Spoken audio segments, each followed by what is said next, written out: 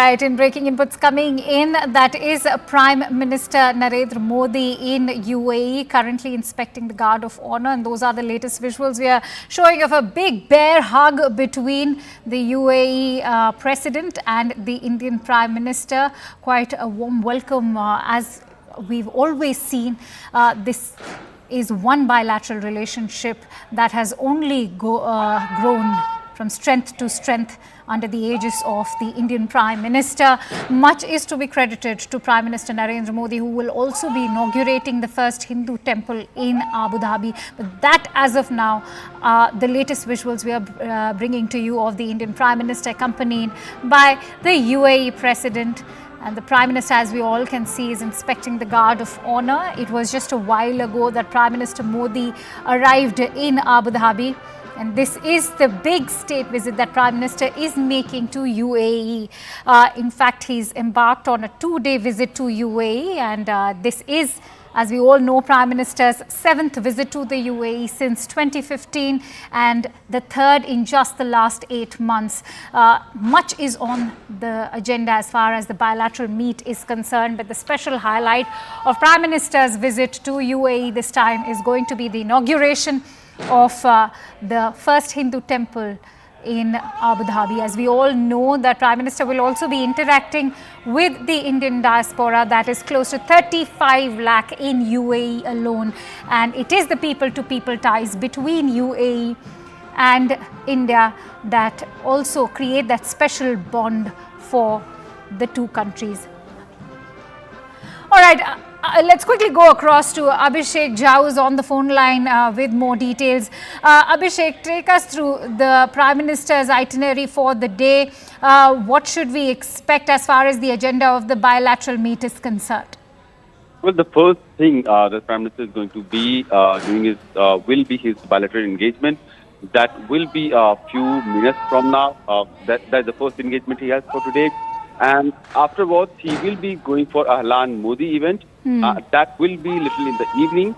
And there he is going to address the Indian diaspora in large number. We have been seeing all those reports coming from Abu Dhabi, how there is an excitement, how there is an arrangement, and thousands of people from across UAE and in the past, they have gathered there to listen to their favorite leader. There is going to be cultural showcasing of India's heritage and India's, ethos also.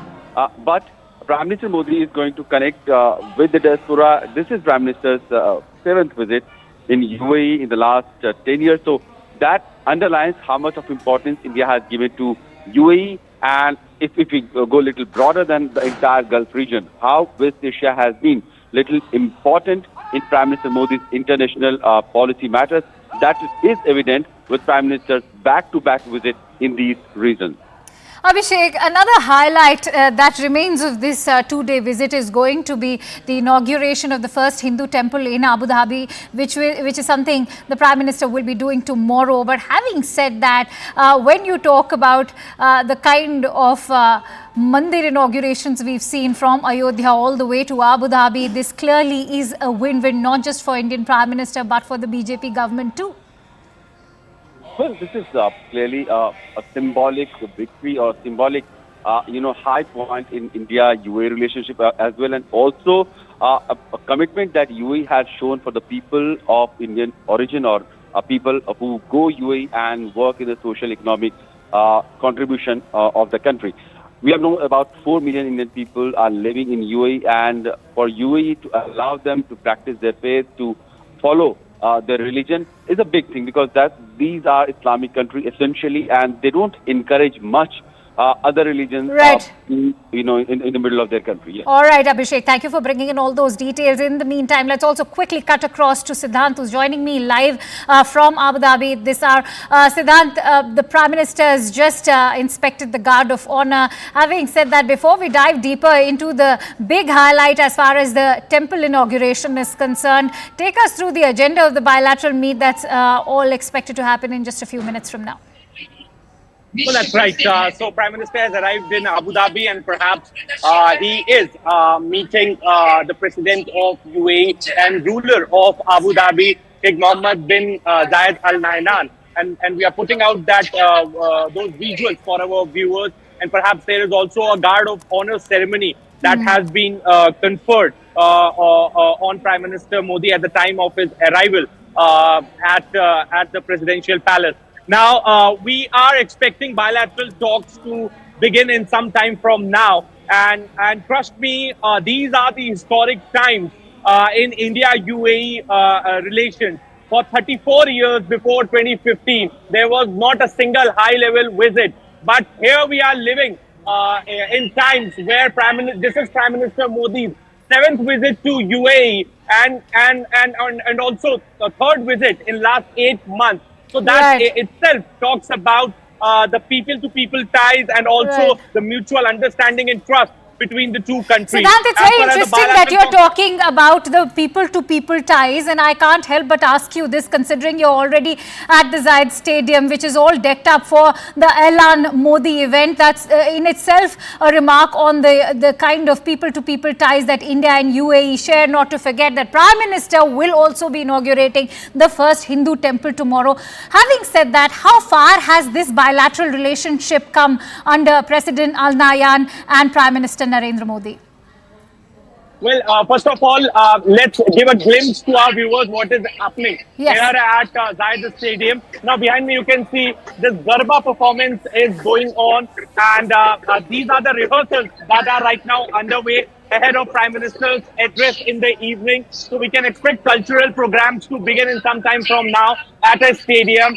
And after concluding the bilateral talks with the UAE leadership, Prime Minister Modi is going to come to Zayed Stadium to address the diaspora. Now, as far as the bilateral relations are concerned, India and UAE have already signed comprehensive economic partnership agreement, after which the trade has gone up by 16%.